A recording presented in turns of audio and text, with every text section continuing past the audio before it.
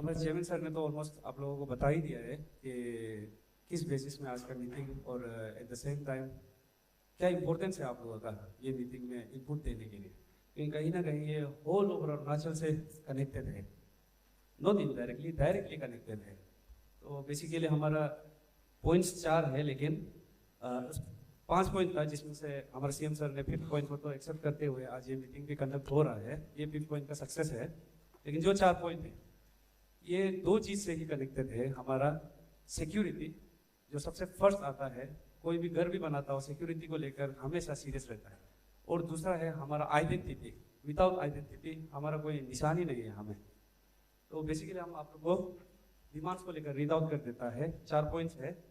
Number 1, demand for immediate reverification और reapply of all APSC certificate state wide.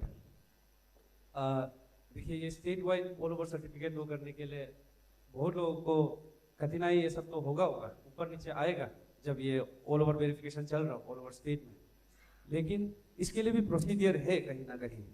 ये procedure भी सरकार का तरफ से ही है। ये आपका 2022 गैजेट नोटिफिकेशन के थ्रू से जो हमारा ये ST इशुएंस को लेकर जो ये रूल कानून बनाया था, इसमें क्लियरली स्टेटेड है कि किस बेसिस में जाना चाहिए। लेकिन बहुत सारा यहाँ क्या होता है कि जो प्रोसेस है उसको लाइक ओवरलैप कर देता है, लाइक छोड़ देता है ऐसा वाला। जैसे कि फॉर एग्जांपल यहाँ मैक्सिमम ओवरऑल 100% सब लोग तो ST ही है, हर कोई अपना ST बनाया होगा।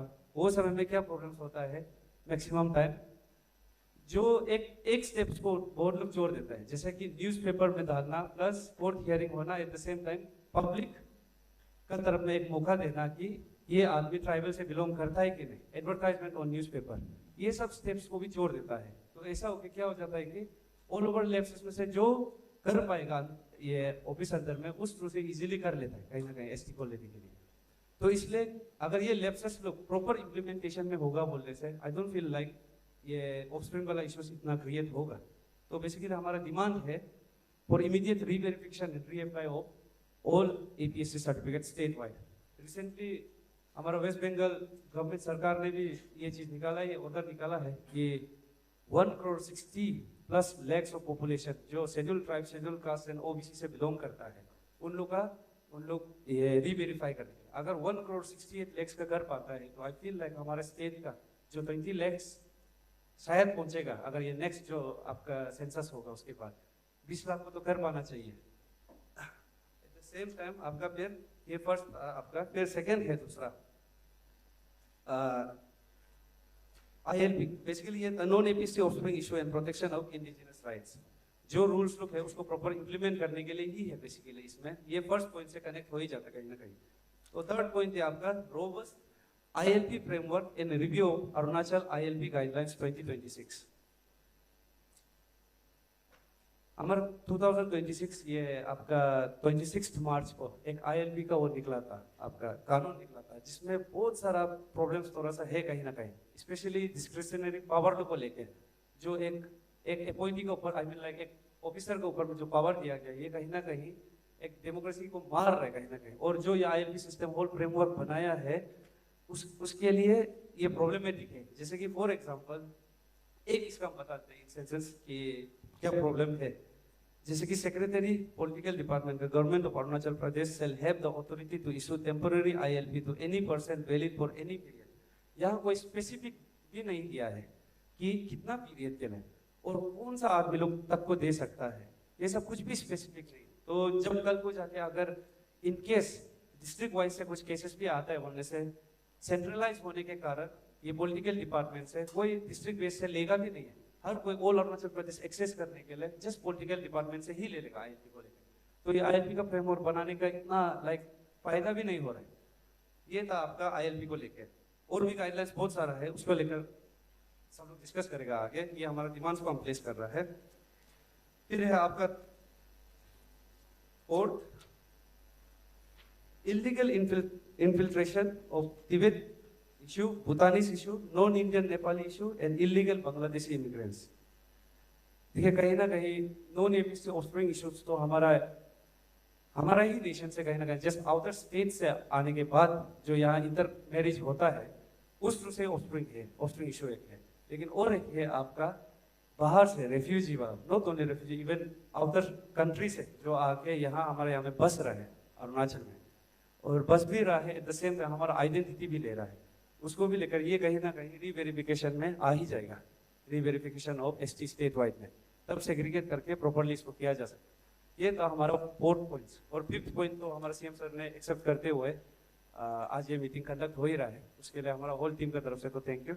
आप सभी लोगों का ये ओपिनियंस एंड सजेशन ये सभी को सुनते हुए कुछ थोड़ा सा क्लियर है कि लाइक हम लोग अपना आदमी लोग खुद अवेयर नहीं कानून को लेकर सच्ची का भी कहीं ना कहीं अभी कभी जितना इश्यूज अभी निकला है, जितना हमारा आईएलपी बोली है और at the same time identity को लेकर एपीएसटी को लेकर बोली है, ये कहीं ना कहीं हम लोग का आदमी लोग खुद जो अरुणाचली लोग है उन लोग खुद अवेयर नहीं होते हैं कानून को लेकर। फॉर एग्जाम्पल आपका ये आगे भी बताया था आप लोगों को 2022 गेजेट नोटिफिकेशन का, उसमें रूल्स एंड ऑल में क्लियरली स्टेटेड अगर ये प्रोसीजर में चलता है, I feel like APST certificate लेने के लिए नॉन एपीएसटी ऑफस्प्रिंग बोलिए या कोई भी बाहर से आता हो मुश्किल होगा। फॉर एग्जाम्पल वो प्रोसीजर तक तो सब लोग बता दिया है, वेरिफिकेशन कमिटी तक, उसके बाद भी और एक प्रोसीजर है जिसमें हियरिंग होता है, वो हियरिंग होता है, फिर at the same time public को भी कहीं ना कहीं ये एक मौका दिया जाता है कि वो एरिया का पब्लिक को, जुरिस्डिक्शन एरिया का, कि ये पर्टिकुलर पर्सन जो एसटी के लिए अप्लाई करने जा रहा है वो वहाँ का प्रॉपर एसटी है कि नहीं, वहाँ का प्रॉपर लोकल है कि नहीं, इसका भी एक ये वो है प्रोसेस है। ये प्रोसेस को आई फील लाइक मैक्सिमम लोग स्किप कर देता है। At the same time even newspaper में भी एक बार एडवर्टाइजमेंट डाला जाता है ताकि कोई उसको अपील कर सकने के लिए अगर वो नॉन एपीएसटी है तो। ये प्रोसीजर को कोई भी नहीं बोल रहा है, ये प्रोसीजर होता है बोलने से काफ़ी हो, और कानून में लिखना चाहिए, वो होना चाहिए, है ऑलरेडी हम लोगों के पास कानून, बस इम्प्लीमेंट नहीं हो रहा है कहीं ना कहीं। और दूसरा बात मैम APWS वाला मैम लोग को, आप लोग को यहाँ क्लियरली स्टेटेड है eligibility criteria, the applicant should be a citizen of India who shall be a permanent resident of Arunachal Pradesh and belong to such a tribe that has been recognized as scheduled tribe of Arunachal Pradesh under the Constitution Scheduled Tribe Order 1950 and its subsequent amendments made therein from time to time। जैसे कि ये ST certificate सब लोग का देखा होगा, उसमें लिखा हुआ है क्लियरली द कॉन्स्टिट्यूशन कितना है, जितना ऑर्डर पास हुआ है आपका 1950 में, 1951 में, 1991 में, 2002 में, उसके बाद फिर 2002 में वापस उसको अमेंड किया था, फिर 2009, 11, 21 और हमारा स्टेट का बोले तो 2022 को लेटेस्ट जो हुआ है उसको लेकर भी क्लियरली यहाँ है एलिजिबिलिटी क्राइटेरिया। सिटीजनशिप प्रूफ के लिए क्या चाहिए आपको, citizenship of an applicant shall be ascertain either from APSC certificate और पीआरसी ऑफ एप्लीकेंट्स फादर और of persons having direct blood relation with the applicant from the paternal side.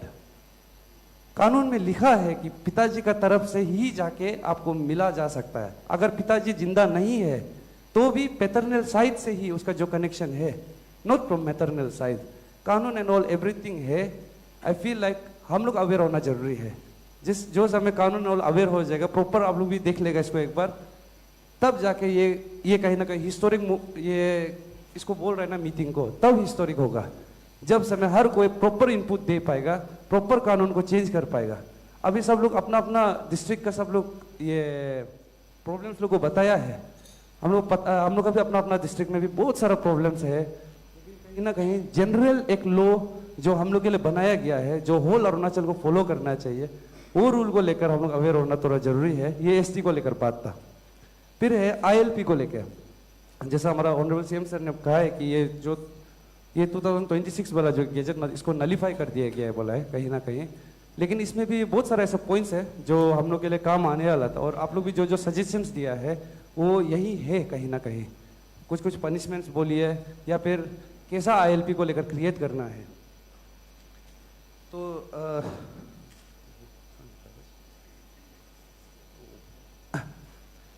तो ILP को लेकर एसटी वाला तो जैसे कि ऑनरेबल सीएम सर ये बताइए, जैसे आप लोगों को भी पता है गेजेट नोटिफिकेशन थ्रू से हम लोग के पास रूल्स एंड ऑल प्रॉपरली है, बस इम्प्लीमेंट करना जरूरी है उसको, एक प्रोसेस भी स्किप नहीं होते हुए। और रहा बात ये आगे सब लोग सीबीओस का थ्रू में बोल, विद रिस्पेक्टफुली कोई सीबीओस को हम वो नहीं बोल रहे हैं, लेकिन इवन अब 2002 के बाद भी हम लोग को बहुत सारा मिला है एपीएससी सर्टिफिकेट्स जो नॉन एपीएससी एक्वायर करके बैठा हुआ था। इवन आफ्टर 2022 2024 में भी हमको फ्रेश वाला मिला है, मेरा लोअर सुबनसिरी में, उसको भी हम कैंसिल करा दिया है। तो ऐसा इश्यूज है, आफ्टर वो 2022 के बाद नहीं हुआ ऐसा नहीं है, इसलिए एक प्रॉपर ईयर भी कट आउट ईयर भी रखना मुश्किल हो रहा है कहीं ना कहीं। और बात रहा ये एसटी का हो गया, आईएलपी को लेकर हम बोल लेता है।